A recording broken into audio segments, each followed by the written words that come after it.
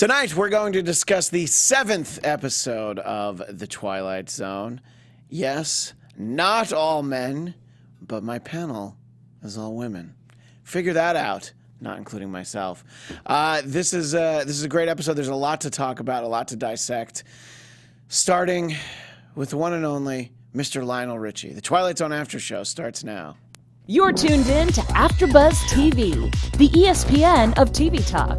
Now, let the buzz begin. Yes, it is us that you've been looking for here on the Twilight Zone After Show. I'm Christian Bladt, joined by Trae. Anjelica, Trae. And Raiven. Hello. Hello. You know, when we first hear this song in the episode, I'm going to get right into it. There have been no asteroids. There's no unusual behavior. This guy is all like, oh, I'm going to show off. She's going to be super impressed because I use vinyl, because I'm such a cool hipster. I have vinyl. And I'm going to put on this song, and this is going to make her know that Dylan, that's the guy's name, is who she's looking for. And I was just like, I think my notes have the word cheeseball in there. I don't think that I need to, warn anyone of this, but ladies, and we're talking about present day, not when this song was first out. So if you're time traveling and somebody puts this song on, that's a different conversation entirely. But Raiven, if this song comes on in that setting, do you feel like, no, I'm just gonna go? Like, is that a good time to go? Like, you just know that he's trying a little too hard. I like a good cheese ball. All right. I don't know about this song in particular. Dancing on the ceiling would have been better. Okay, no. All night long. I think the only time the song is appropriate is when it's sung in the most exaggerated manner during karaoke. Do not play this at home alone. Maybe. Would you find that exact setting? Would you find that a warning flag, or just like, oh, dude's got bad taste in music? Or what would you think, Anjelica? I would think, okay, hopefully this person's trying to be cheesy right now. Right. Mm-hmm. Right. And if it was accompanied by like a delicious cheese dish, would that be like, oh, okay, he's just going with the theme? Like, I like homemade mac and cheese with, I'm just trying to think of, or maybe a fondue party. I'm just trying to think of settings where it's appropriate.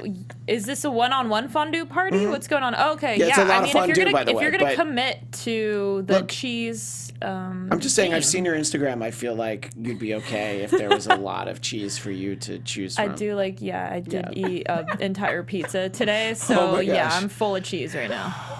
That's the thing missing from my life, is eating an entire pizza today. Anyway, so much ricotta.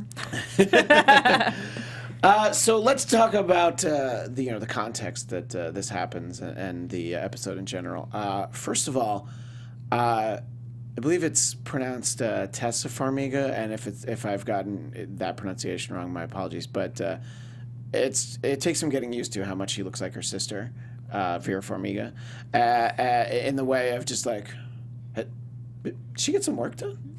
But I mentioned that because this is the episode I've been looking forward to the most of the whole series, because I think I mentioned in the past episode I went to the Paley Fest that was for Star Trek Discovery and The Twilight Zone. And Tessa Farmiga, Ike Barinholtz, and Rhea Seehorn were all there. And nobody could talk about their episode. But they had like a little trailer that had clips, and the clips from this one, I was like, all right, well, something happens that sets Ike Barinholtz off. I want to know what that is.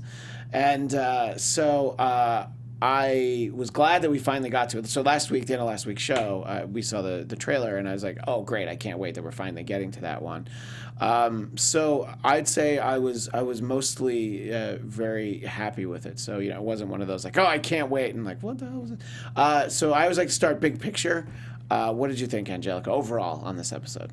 Overall, I mean, I had some similarities where kind of towards the end I was like, okay, this is obviously it's really hammed up, but throughout this entire episode, I found myself actually legitimately scared because guess what? This is every woman's worst nightmare in video, in, you know, TV form. Right. And that's not just the date, it's like just the everywhere you go, right? There were points where, you know, I know they were trying to make it seem exaggerated, but it didn't seem like they were exaggerated. Almost like, oh yeah, I know someone who's dealt with that, and it seems like it's exaggerated. So it was almost just it was playing on some very base, I guess, fears almost as a woman. Sure. What did you think, Raiven?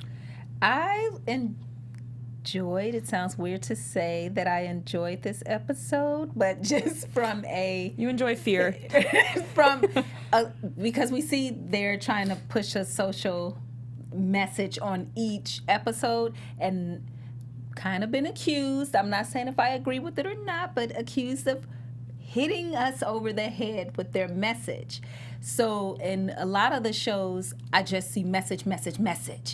And this is one of the ones that felt like the first one, where I know there's a message, but I'm also into the show. Mm-hmm. And so this was one of the ones where I get the message, but I'm also in it, like scared like you and like, right. Oh my God, like, girl, get out of there. Like, you know, I'm in the show and not just like, oh, I see the point. There were a few episodes where I could find myself sort of drifting a little bit, maybe looking down at my phone, but this one, no. I was like, well, you had to be afraid that one of the men on the show would have yelled at you if you were. It's like, why are you looking at the phone? I'm acting. It was, yeah. I was just sitting there like, oh my gosh, I've felt this before. Like this feeling, it's scary. Yeah, I mean, I thought that they did a great job just showing. It's like, yeah, they can't go anywhere. You know, backing out of the driveway where you're gonna get into a car accident. And right. Yeah, I thought that it was great to not great, but it was well done in how they showed that. I want to get a comment from the chat in right away. Stratagon, this is a direct quote. This is a comment from the chat. This week on the Woke Zone, cosmic masculinity. Politically, I'm pretty far left. Which I'm going to wonder after you stated it that way. But politically, I'm pretty far left. But I would like to see a few episodes without such blunt social lessons. I can agree with that statement. I do think at times this one might have been a little heavy-handed, but not like past episodes of this. I would say the replay episode was the one where it was like, oh, I get it, and there were definitely, a few things as the course of this went on. But Dr. Baby did not have, Dr. Baby was so heavy-handed because it was Baby President, and it was like, huh? Right. Reminds you anybody you know? Yeah, exactly. Can you think of somebody? Right. I don't know. I'm not going to say any names. They've all been very straightforward, and while obviously this one is straightforward, even with the title, we all kind of knew what was going to happen. They did do that twist at the end where perhaps maybe it was a little cheesy, but it definitely was, I think, playing on something that maybe hasn't been addressed too often, at least in like television shows or anything like that. Oh, so that's a good point. Mm-hmm. Yeah, so it doesn't feel so. A lot of these we've heard. We hear about the president a lot. Issues in the Black community we hear a lot. You become desensitized to hearing it, or just kind of over hearing about it. This one, it had its moment, and then and I think this one obviously it connected to connected to Anjelica, but connected to both of you as women. And for me, it made me. It's just like I'm like, and this is just the beginning part, like literally the first scene when he's like, "So you want to come over and see the meteor shower?" And there's like the other woman in the office who's like, "Oh, this is making me super uncomfortable." I'm like. Yeah, that I before it gets really crazy, there's just a lot of like, oh yeah, that's really uncomfortable, and then, just her friends, like whoever that guy is in her office who's her boss, who's also like her sister's friend. It's hard to keep track of names in the Twilight Zone, but I think and they're just like, oh, you paired up with this guy, and how she just really doesn't want to talk about it, because I think that. I think that's relatable for anybody, just sort of that level of just being uncomfortable, talking about situations in your private life. But let's talk about Annie, when we meet her, it's sort of like, I don't know, you feel like Dylan's the guy in the office that realizes, like, well, Annie's that new employee that has a lot of trouble saying no to work-related things. So let's see how she feels about coming over for my cheese ball party with. She's a job's worth, right? Yeah, I have that in my notes that he called her a job's worth. That made me so, I don't know. That made Did you throw up a little in your mouth? Yes, a little bit. Yeah, it was. Well, that's because you are a job's worth, okay. though. So, like, you felt like he was talking to you. Yeah, target the girl who's working very hard, and then I don't know. That was frustrating. I think The girl with the girl with the entry level job who's just trying to make a little bit more money, make her way up and learn. And that's the red flag. We talked about being a cheese ball, but ladies, the red flag is if you tell a guy no, and because she said no initially, and he's still like, oh, come on, not cute. Flag. It's not cute. Fellas, read the room. Yeah, I think that's the thing that surprised me is that he's eventually there's the moment where he's able to calm down, and I guess at that point we've had the meteorite, right. So I wasn't quite sure where it was going to go. Just because from the commercial I had a sense of the impact that this meteor was going to have, and I was just like, is she going to be able to get away? Is this going to be all right? So yeah, I was also able to be very nervous for her, and it seems like that's still early enough in the process. I mean, he had, if. Let me ask a question very specifically about this. If a meteor lands and you see where it lands and there's just like some mushy little dirt and stuff, are you going to put your hand right into it? Or is it because maybe I'm not as much of a man as Dylan that I would be like, I would not touch that. What do you think, Raiven? I thought the same thing. I thought, what is wrong with these people? No, I would not. Dude, I don't even know if I would look. I might say, yeah, Anjelica, tell me what you see over there. I'd definitely poke it with a stick. I would definitely interact in some way. But you'd have the sense, yeah. So would you, I don't know, put it in your beer like a lime in a Corona? All I know is that I would like to retrieve it. I would probably be that person, I feel like. But you want to not touch it like this, like. I would not be grabbing it out of some dirty puddle for sure. And you wouldn't drink it.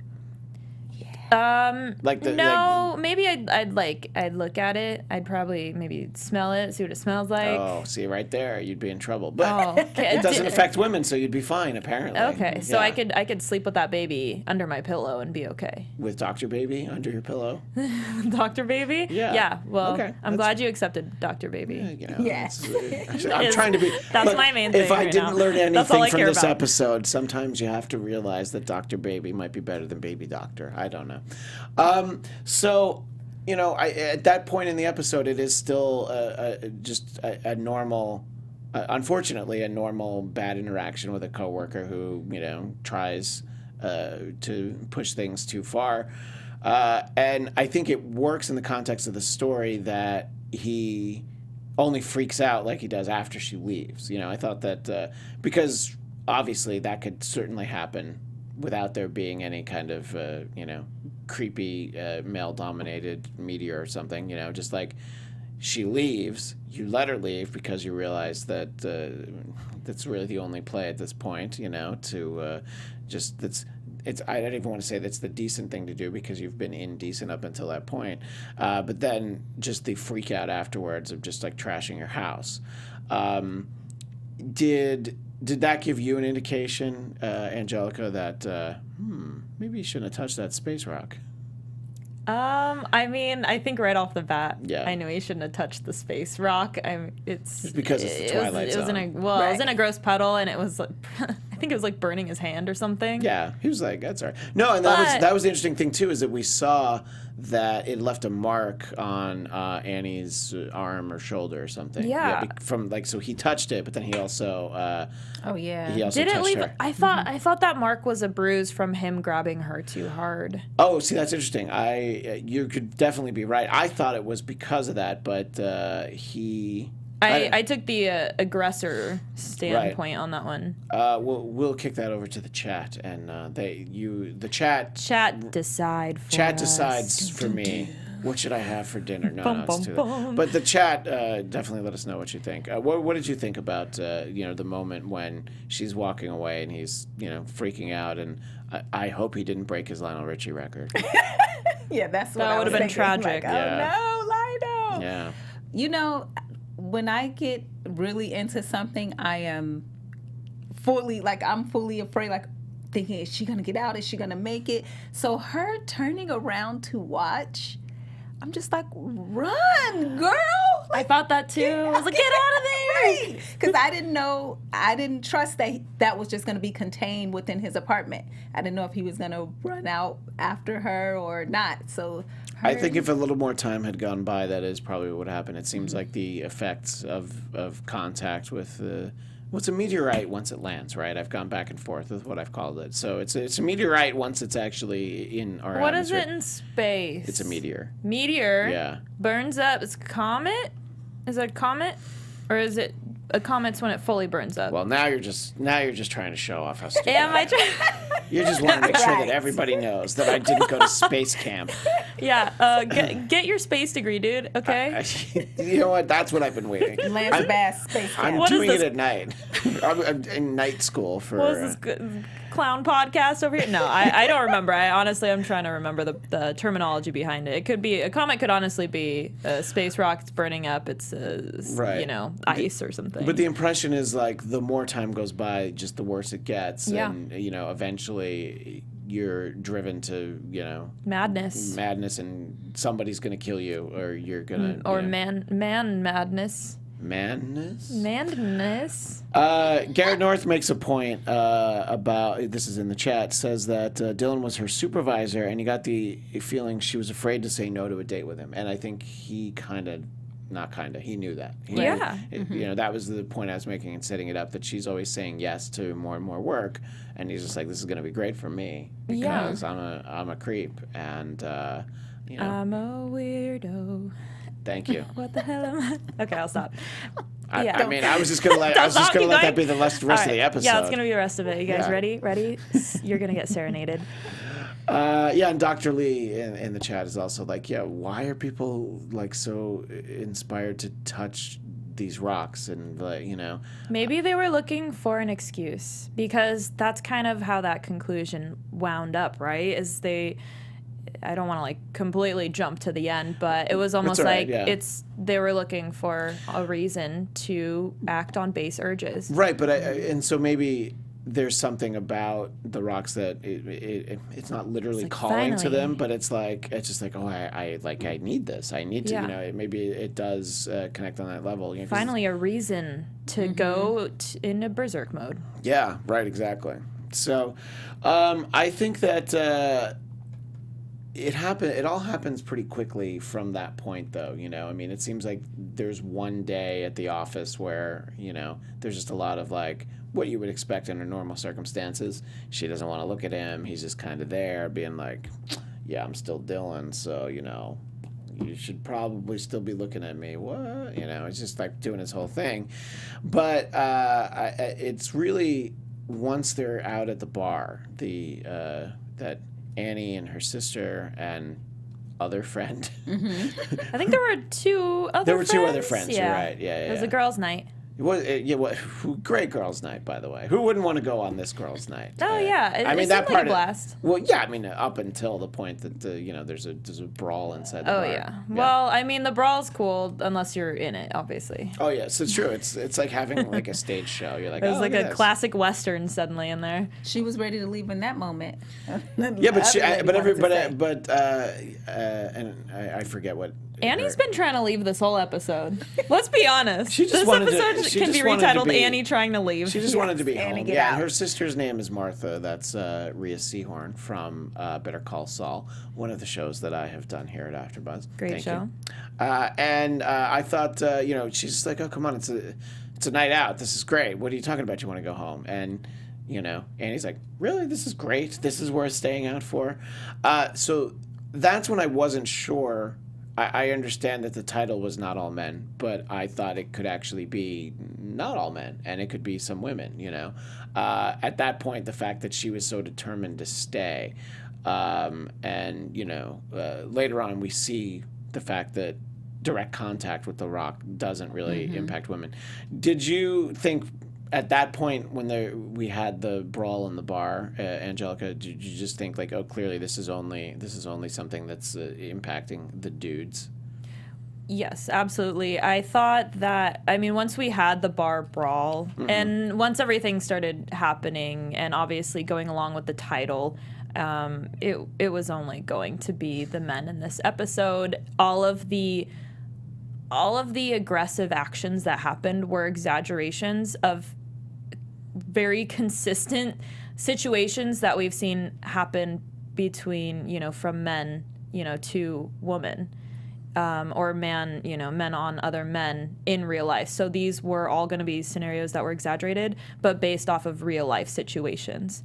So what we were seeing, it didn't seem cohesive with the show to have possibly a role switch where, maybe a woman would be, doing some of these actions, because I think that was just part of the commentary of it. And going along with Not All Men, there was that, or there is that movement essentially of women speaking out about, all sorts of oppression, whether it be very outwards or very minor, maybe very more subtle, right? And a lot of men were coming out saying, not all men, and it's like, well, we're talking about issues here and we need to bring them to light. So I could tell it was kind of pulling from that situation and from that phenomenon that we have experienced in real life. So I kind of figured it was only going to be the men. Same question to you, Raiven. Did you feel that was it at that point that you were sure that it was all men, or did you think there was still a chance that women could freak out from this magic space rock? Nope. Okay. I did think it would be. I didn't know the extent. Right. I didn't know what would happen to the women, and I think I had a little hope when she touched the rock, but I also thought, then will she kill her sister? Right, But she gonna just for go their own after Annie, protection, yeah. I had a little hope that it would give her some superpower in some kind of way to at least get out of there, because I didn't know what their end was going to be. If they would be killed, or you say the wrong thing to a guy in passing, just from what happened. And then I had a little hope from when, I don't know who ran up to them, from like almost in an alleyway, someone from the job who seemed like he hadn't been affected. But then, right, yeah, that's something that happens throughout the episode. It's It was like, the family friend the mansplainer. Yeah. Mm-hmm. Oh, yeah. He ran up and he was like, "It's hormones," and he's trying to explain that's late in it. the episode. Yeah, and he's like, but it's not all of us. And It's not me though. And meanwhile, you're like, dude, it is totally you. Like, You've been part of the problem this whole time. right, because it is all men except for the one guy, which we'll talk about. So I thought that. So they leave the bar. That's what I was gonna focus on. And the thing that we see happen many times is the hey Annie, Annie, it's me. You know me, the guy that you don't know. You remember me? Yeah, I'm Let's the guy. go out sometime. Yeah. You know where that conversation's gonna go. is Right. that what your We've DMs all- are like? My DMs, Trae, it's they get me. colorful. I don't want them to be, but they do. More colorful than you would like them to be. Yes, it's a whole rainbow up in there. It's very Well, that's colorful. good. It's the United Colors of Benetton. It's an all-inclusive. Yeah. All the creeps decide. Yeah, well, to no, go. there's good, there's the bad, there's the ugly. Really bad. There's good, bad, and ugly. ugly, sure. And sometimes it's all in the same interaction. It's a Good, bad, smattering. ugly. Right. Yeah. But see, that's a show in and of itself. Right. Yeah, that should be the next Twilight Zone episode after. It doesn't look like that's what the next one's going to No, be. the next one. The next one's got Jennifer Goodwin. The one in after it, that. yeah. I trust. I think so. You think it's going to happen episode 9? They've been doing an awesome job bringing in the female writers and directors and things like that. That's and true, bringing yeah. light to it. So we'll see. But so even the guy that as they're leaving the bar, hey Annie, what? You bitch! Stop ignoring me. So it's like, all right. So it escalates quickly, but then he follows them home. You think that's escalating quickly? Well, no. Before like he goes from, hey, remember me, bitch. You know what I mean? Like that was the part I'm like, okay, he skipped like 8 steps. Oh, and then he skips like, that. oh yeah, well I did. So you're saying that you've never seen that happen? Usually people that I see in public who are talking to me aren't like trying to date me. If you maybe it's because I'm not as hot as I used to be. There's this fun little phenomenon where you get catcalled. I don't know, Raiven, if you can attest to this, but you get catcalled, and then immediately, if you like don't respond or something, or then the person that did the catcalling will feel rejected, so to speak, and then they might react aggressively and call you names. I see that, and it's all within like a couple minutes or a minute. Right. So it's actually the exact timeline in the episode. Right. So no, they're pretty accurate with a lot of these, and then it escalates towards the end, and you're like, okay, well, this is just the purge right now. But yeah. Yeah, it does. You're right. It does get into purge territory. But the following them home on the motorcycle, I think that has to be that's the quick escalation because of the or no, you're like funny story. Right. Man. Well, I've heard of friends, and I've seen this happen to people where they get followed. They get followed home. Wow. Okay. Maybe not all those scenarios in one happening or in one night in particular. However, maybe I think a lot of my female friends have been followed before. So it's all pretty realistic, and that's the scary part of this episode. That there doesn't actually need to be the excuse of, well, I did touch a meteorite, so... That's what I'm saying. Yeah. It was, from what we see, especially from that conclusion, it was all sort of just kind of like a scapegoat to react and act off of these urges. Raiven, short of the violence of people like literally beating each other to death, did you find that a lot of the behavior, like Anjelica's talking about, do you find that it's like, oh yeah, it's just heightened, real everyday sort of interactions between men and women who, in many cases, don't actually know each other, just strangers, yeah. Fortunately, I think it showed a good point when she said, were you assaulted? And she's like, I don't know. Maybe I brought it on myself. She said something to that effect. And that's how you feel when you're in the office or when you have to play nice and say hi to someone you really don't even want to say hi to because you may get that, bitch or this, that, or the other. It definitely an exaggeration. I don't know anyone who, as far as being followed or anything like that, but you are always thinking that. So we always have to think 5 steps of safety, that just things I don't think guys have to think about because of the way we've been treated by men. So it's an exaggeration, but a reality. For sure. Yeah, no, the only time I've ever been followed, it's because of aggressive driving where I probably pissed someone off and they decided that they wanted to tell me something about it. But I grew up in a small town, so I just drove to the police station. And we did kind of see that in here. We saw the road rage incident. Yeah, so exactly. It could easily lead there. Mm-hmm. Yeah, it's it's a lot easier to just let things roll off your back, when you're older, and now that I have 2 kids in the car, it's more like you're just worried for their safety. But it's like, yeah, I guess I get to lean on the horn for a full minute as somebody cuts me off. And it's just a quick example because I have children. My daughter in high school, there was a guy who was aggressive and wanted to date her, and her way out of it was to say she's not allowed to date because of religion. Okay. And she said she still stayed nice with him because she was afraid of his aggression. At least if he came to do something at school or something like that, he wouldn't harm her. No, I mean, I unfortunately, like even Anjelica just explaining to me, woman-splaining to me, which I needed. No, which that's not even a concept. But it's like it's what I needed, and I actued I did use the term to make to. For, I didn't even funny. Explain it. I provided exactly, but no, I mean anecdotes. just how not heightened some of this is, and then it gets to the point, and that's what we're going to talk about in a second. I think that it just. it's hard for men to relate. So just imagine if, say, the writer of this episode had been a man. You know, I think. Well, you know, I'm sure they have a writer's room where they would have been like, okay, here's like, you know, 90 things you need to actually fix in here. But Right. I think it probably, unfortunately, wasn't that hard for the writer to, you know, provide incidents from her life, her friend's family's life. But let's talk about when things escalate. And the first time we see it affect someone that, you know, we've been introduced to is when I have the name of the character in my notes somewhere, but I don't think it's worth it to find it. The motorcycle creep follows them home. And Ike Barinholtz is like, yeah, I'm going to go take care of this.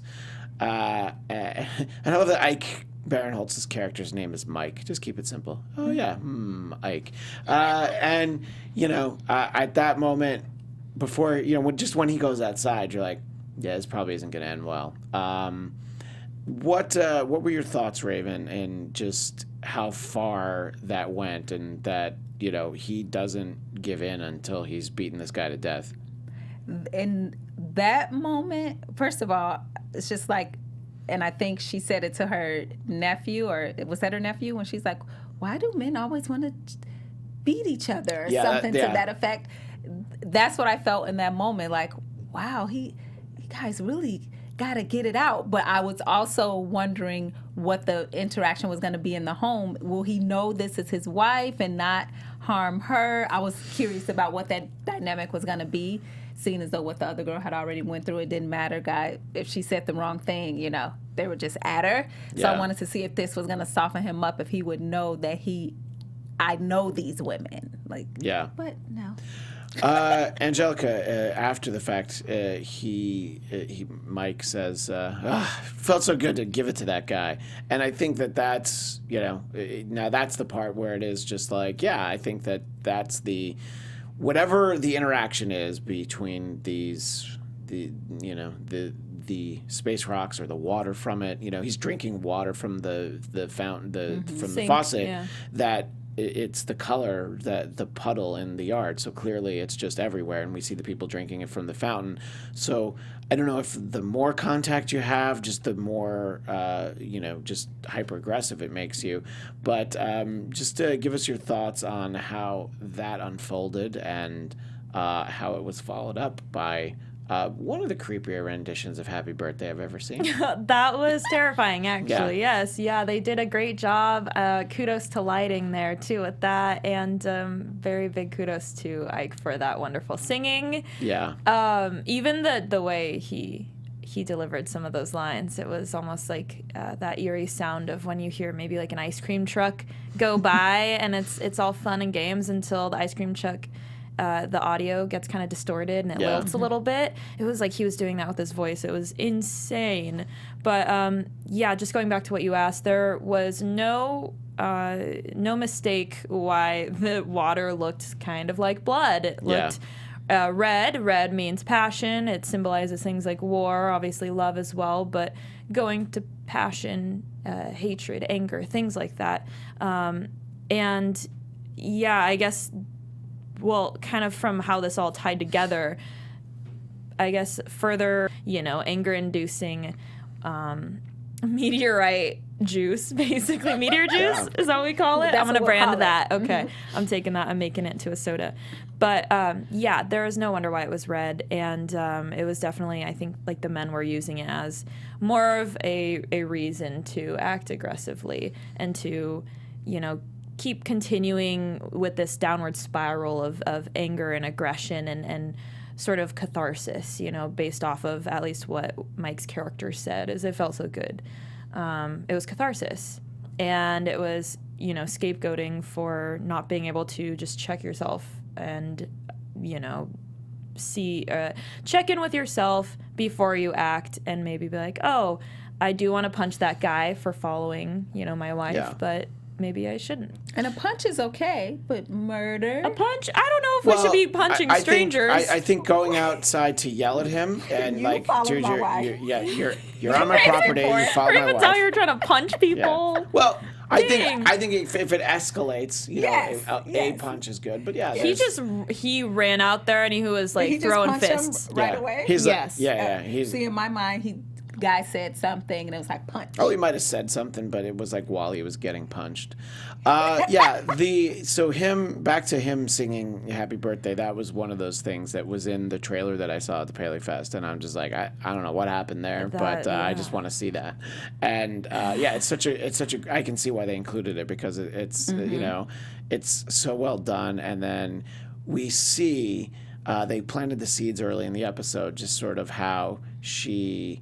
He's trying to tell a story, and she's like, well, I tell a story better than you. And we've seen couples do that all the time, and it's always like, I guess that's their thing. I guess that works, and they're okay with it. Well, clearly he's not okay with it because he's like, I never get to finish a story. Yeah. And I could already see a little bit, they did a really good job at dropping those little hints of what's going to happen later, because then you saw, between Annie at work, and some of the weird little subtle misogyny there. And then you see when they're conversing and Annie says, well, you should have let my sister go and talk to them because she is way better at the language. And Mike says, well, I wasn't going to let her do that, like not even acknowledging that she could just be more skilled and therefore she is equipped to handle these situations that could be possibly hard or difficult. So they did a really good job too at setting up their relationship and how maybe some of these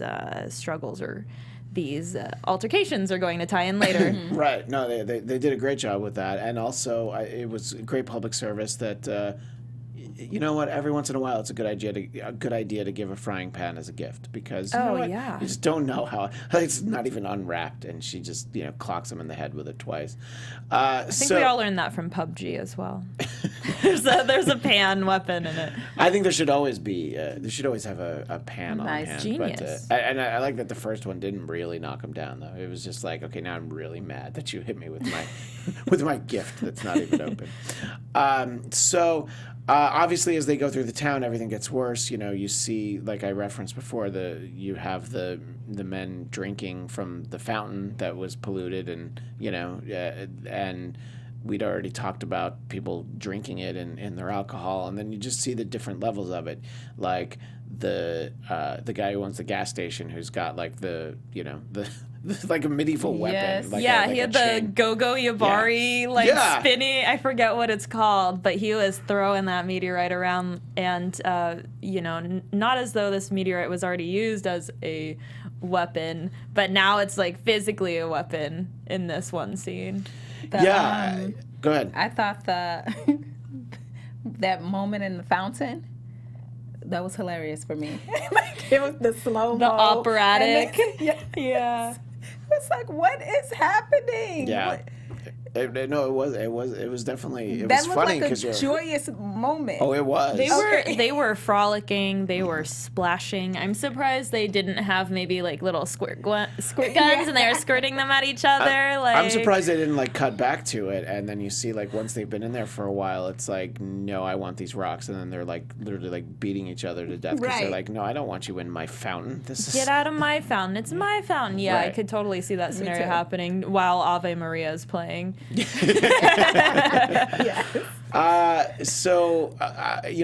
see a lot of this is from Annie's perspective, but we also see, one of the things that they're trying to do is find, it's Annie's nephew. I assume that means it's Martha's son, Cole, and we see sort of how his friend, I think his friend's name was Steven, just the way that it's affecting him just makes him like. I think Steven was his boyfriend. Well, yeah. Well, that was not clear at first, and then it's like, okay, I feel like he's his boyfriend, but also he entirely could just be his friend who's just like, hey, I've been waiting for an opportunity for this. That's true. And now I'm just, but yeah, so he's either his boyfriend or whatever it is. It seemed like the way Cole responded was in a manner where it was something that might have been established already, Right. since there weren't too many questions fair, regarding yeah. the actions, like what's gotten into you. the intimacy, at Yeah, least. it was of just it. it was just how aggressive he was, Yes. and how determined he was. Is like, come on, you need to drink this, and he's like, no, I don't think I want to.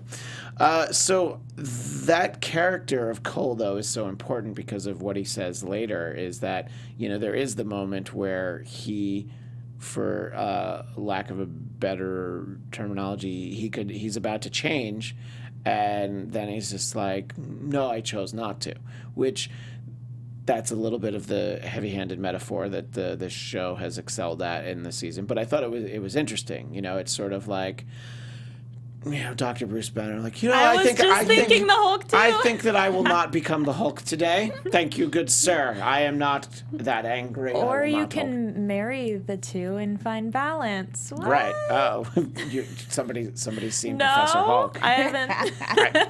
Look, I follow you on Instagram. I know. I'm just suggesting options Yeah, here. but so I thought it was interesting. What did you think about Cole's explanation? And we'll sort of backtrack from that in a second. But Raven, what did you think of that explanation from Cole? As far as him Just like saying I chose. Yeah. I think they made their point as far as it is a choice. It's a choice. It's a choice. I don't know if I, just within the show, let's say if there was no point and this was just a show, I don't know if I accepted that. Like, nah, how did he get to do that? Like, Well, I didn't trust it.